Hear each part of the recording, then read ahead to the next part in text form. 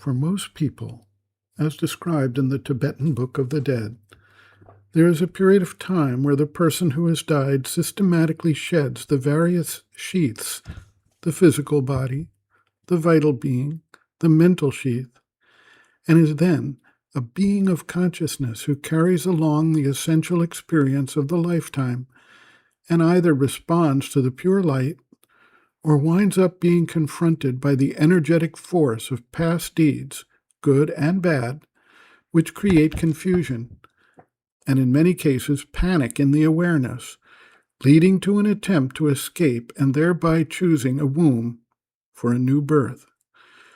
Generally, the newly born person does not carry the habits of the past lifetimes into a new birth, although there are clearly exceptions to this general rule, such as for the reincarnations of high lamas, such as the Dalai Lama or the Panchen Lama. If a being has formed a very consistent and powerful vital or mental sheath, or even, in some cases, specific physical capacities that are intended for use in a future lifetime,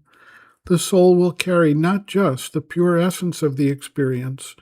but a formation that brings certain capacities forward. The mother has described, for instance, cases where a skilled pianist may choose to bring forward the capacity of the hands. There are also examples of beings who, without developing a conscious formation to bring forward, nevertheless retain some memories related to a past lifetime or experience. In many cases, these things occur when there has been a sudden traumatic death, and the individual was fully engaged in the lifetime before it was abruptly cut short. There are documented cases of young children, for instance, having specific detailed memories of people, places, and even languages that are not their current language, although in most cases these memories tend to fade as they grow and get involved in the current life experience. Regardless of these specific unique examples, the general process involves the psychic being undergoing a series of progressive and developing lifetimes, carrying forward the essence of that experience, which accumulates across lifetimes, and then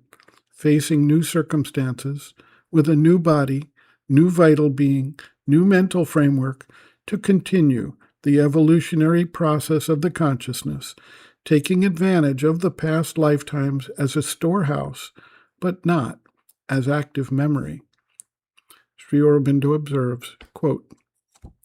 "As the evolving being develops still more and becomes more rich and complex, it accumulates its personalities, as it were. Sometimes they stand behind the active elements, throwing in some color, some trait, some capacity here and there. Or they stand in front, and there is a multiple personality, a many-sided character, or a many-sided, sometimes what looks like a universal capacity. But if a former personality, a former capacity is brought fully forward,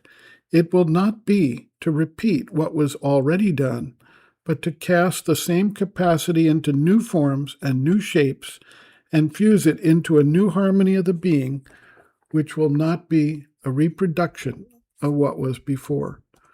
Thus, you must not expect to be what the warrior and the poet were.